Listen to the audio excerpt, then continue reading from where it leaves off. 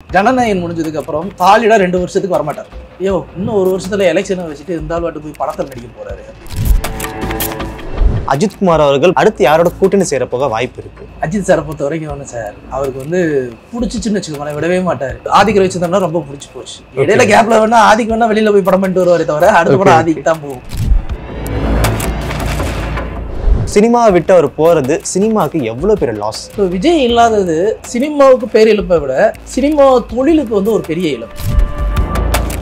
நீ மறுபடியும் அமெரிக்காக்கே போயிரு சிவாஜி அப்படின்னு சொல்லி ரஜினி சொல்ற மாதிரி சார், நீ மறுபடியும் அப்படியே கொஞ்சம் படத்தில் நடிக்க போகலாமே சார் அப்படின்னும் போது வேணும்னா இங்க இந்த லியோ 2 மற்ற படங்கள் எலிசிக்கு உண்டான விஷயங்கள் எல்லாமே நடக்கிறதுக்கு வாய்ப்புகள் உண்டு.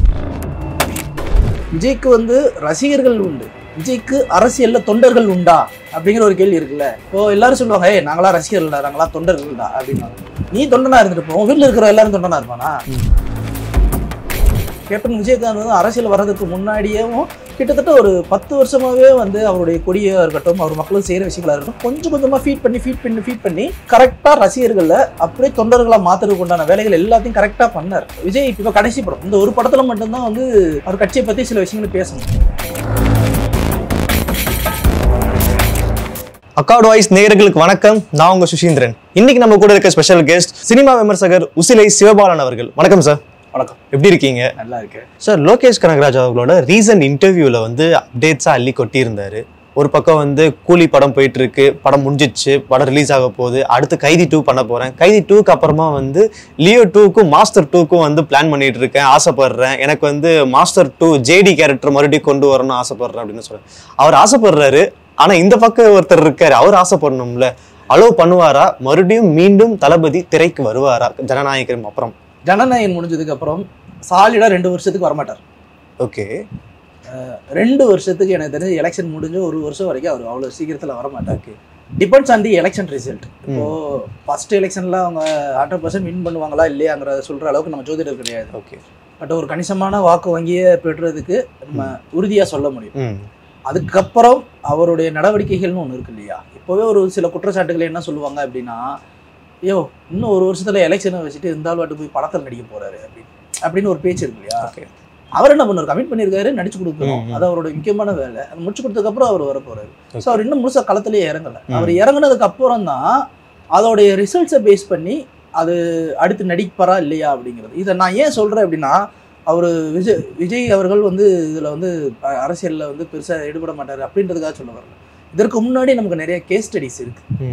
இப்போ பக்கத்தில் மெகாஸ்டார் சிரஞ்சீவி வந்து ஒரு பிரஜாராஜ்யன்னு ஒரு பெரிய கட்சி ஆரம்பிச்சார். கோடிக்கணக்கான ரசிகர்கள் வந்து அவருடைய முதல் மாநில மாநாட்டில் வந்து நின்னாங்க. கோடிக்கணக்கான ரசிகர்கள் நிற்கிறாங்க. அவருக்கு இருக்கிற மாஸ் வேல்யூக்கு வந்து அவர் எங்கேயோ போக போறாரு அப்படின்னு நம்ம நினைக்கும் போது கடைசியில் வந்து கட்சியை கழிச்சிட்டு அவர் திரும்பவும் சினிமாக்குள்ளேயே வந்தார். ஓகே.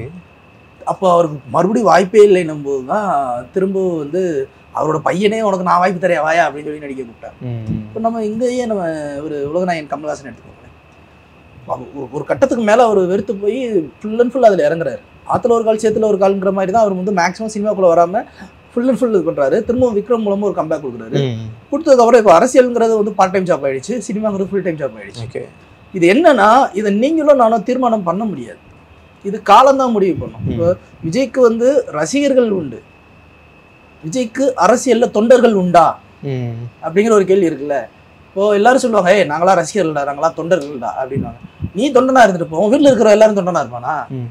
இப்போ ஒரு தியேட்டரில் வந்து படம் பார்க்க வரும்போது நீங்கள் நல்லா யோசிச்சு பாருங்க, இது வந்து சினிமா ட்ரிக்கு. அடல்ட் மூவி அப்படின்னா வந்து 2 பேர் தான் வருவாங்க. ஆமாம், யாராவது ஒத்தாள் இல்லை 2 பேர் தான் வருவாங்க அடல்ட் மூவி அப்படின்னு சொல்லிட்டு.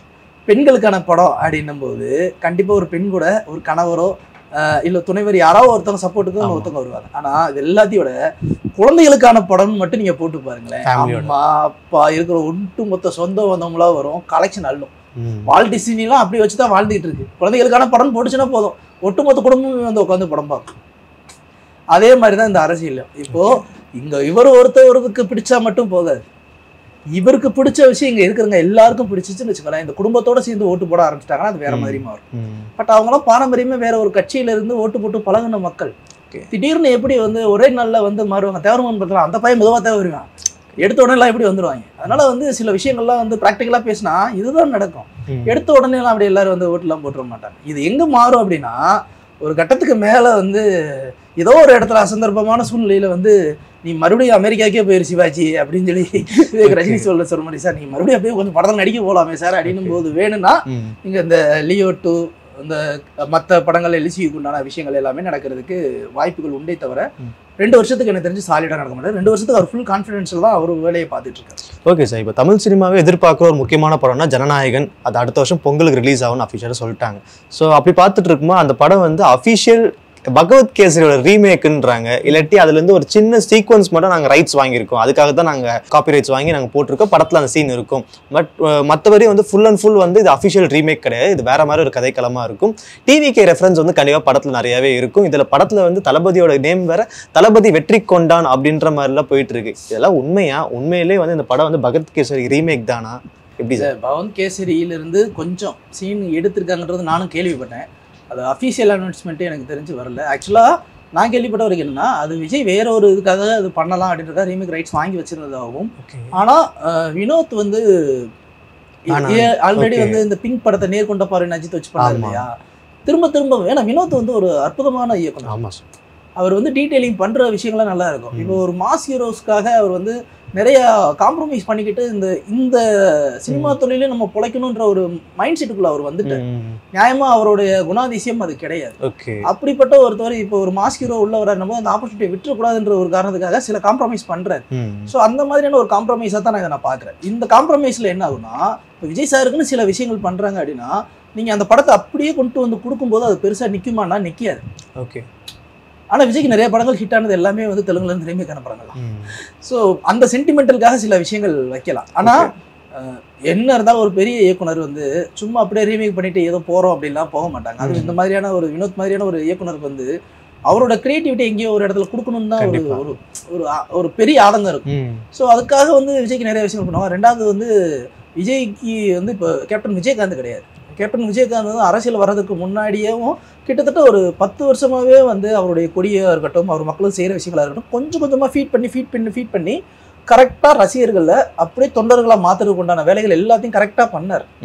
அதுக்கப்புறம் அவர் மாற்றினார், உடனே இமீடியட்டாக ஜெயிச்சார். இப்போ விஜய் இப்போ தான் அனௌன்ஸ் பண்ண ஒரு வருஷத்தில் மாநாடு முடிஞ்ச உடனே பிரச்சனையும் இப்போ கடைசி படம் இந்த ஒரு படத்தில் மட்டும்தான் வந்து அவர் கட்சியை பற்றி சில விஷயங்கள் பேசணும்.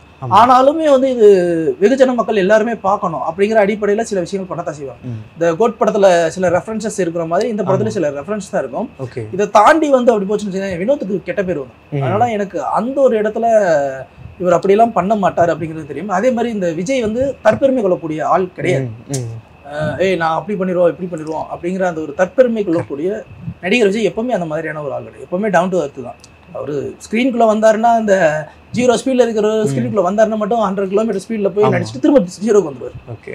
ஸோ இவர் தான் அவருடைய வேவ் லென்த். ஸோ அப்படி இருக்கும்போது அந்த படத்தை முடிச்சுட்டாருன்னா அதுக்கப்புறம் வந்து அந்த படம் என்ன பேசுது அப்படிங்கிறதுல தான் ரொம்ப கான்சியஸாக இருப்பாரே தவிர இதுக்குள்ளெல்லாம் பண்ண மாட்டேன். ஸோ எனக்கு தெரிஞ்சு இது பெரும்பாலும் காசிப்பாக தான் இருக்கும்.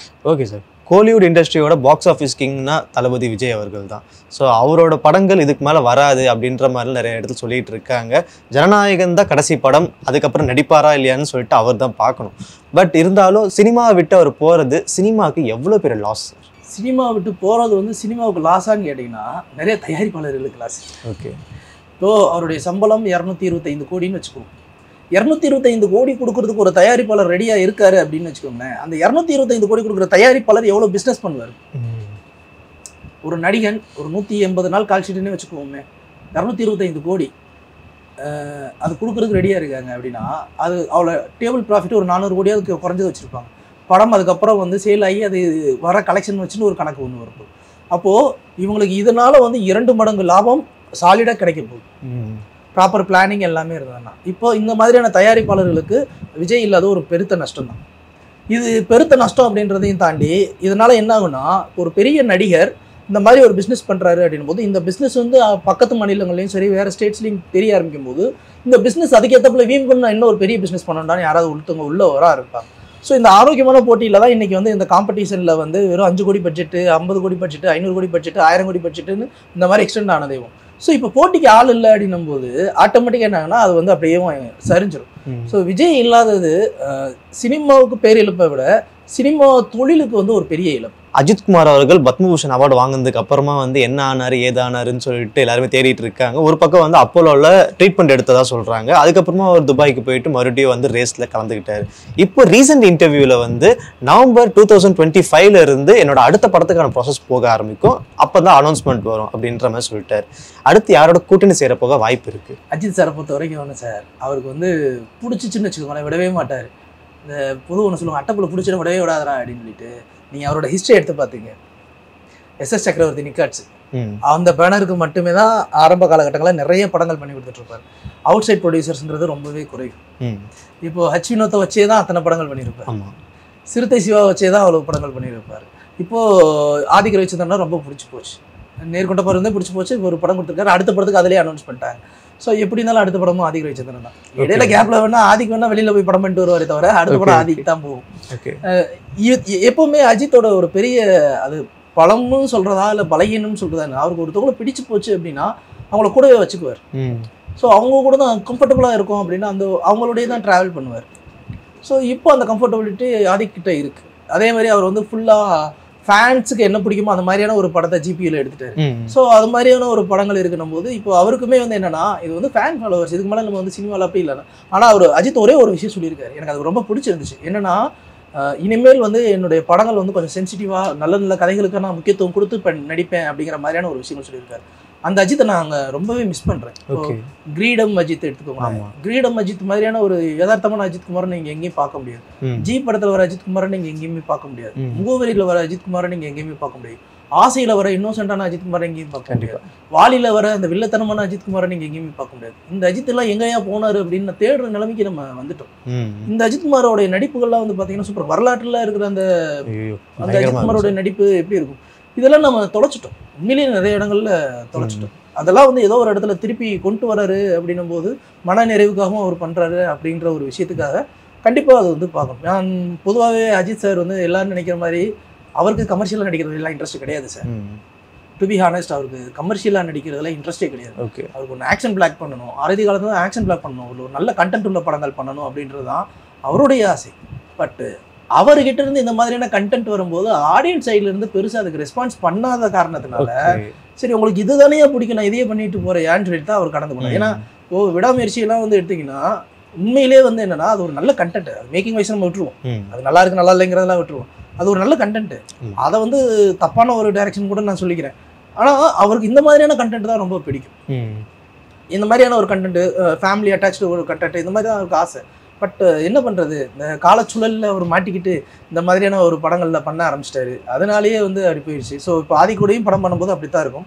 பட் ஒன்ஸ் அவர் எல்லாத்தையும் விட்டு செட்டில் ஆகிட்டாருன்னு வச்சுக்கோங்களேன், இனிமேல் அவர் பண்ணுற படங்கள் எல்லாமே கொஞ்சம் ஃபேன் ஃபாலோவர்ஸையும் தாண்டி சமூகத்துக்கு ரொம்ப முக்கியமான படங்களாக இருக்கும். ஏன்னா அஜித்துக்கு பொறுப்பு உண்மையிலே அதிகமாக உண்டு, பொறுப்பு ஜாஸ்தி, ரெஸ்பான்சிபிலிட்டி அவருக்கு ஜாஸ்தி. ஒரு நல்ல அப்பாவாக அவர் நிறைய இடங்கள்ல நானே கேள்விப்பட்டிருக்கேன், பார்த்துருக்கேன், பார்க்கல, அவங்க பேசுனதெல்லாம் நான் கேட்டிருக்கேன். அவ்வளோ பொறுப்பான ஒரு அப்பாவாக இருந்திருக்காரு. அதே மாதிரி சமூகத்தில் அவர் மாதிரி யாருக்கிட்டையும் மரியாதை கொடுக்காத ஒரு ஆளே கிடையாது. எல்லார்ட்டையும் ஒரு மரியாதை, அவருக்கு ஒரு எதிர்பார்க்குறதே ரெஸ்பெக்ட். ஸோ ஒரு ரெஸ்பெக்ட் இருக்கிற இடத்துல வந்து கண்டிப்பாக ரெஸ்பான்சிபிலிட்டியும் ஜாஸ்தியாக இருக்குது. ஸோ இந்த இடத்துல வந்து அஜித்தோடைய ரெஸ்பான்சிபிலிட்டி அல்டிமேட் ரெஸ்பான்சிபிலிட்டி. ஸோ இதுக்கப்புறம் வர படங்கள் எல்லாமே வந்து ஓரளவுக்கு சமூகத்துக்கு ஒரு மிகப்பெரிய உந்துதலை கொடுக்கக்கூடிய படமாக தான் இருக்கும் நான் நம்புகிறேன். நம்ம நேயர்களுக்காக நிறைய விஷயம் சொன்னீங்க சார், ரொம்ப நன்றி. நன்றி.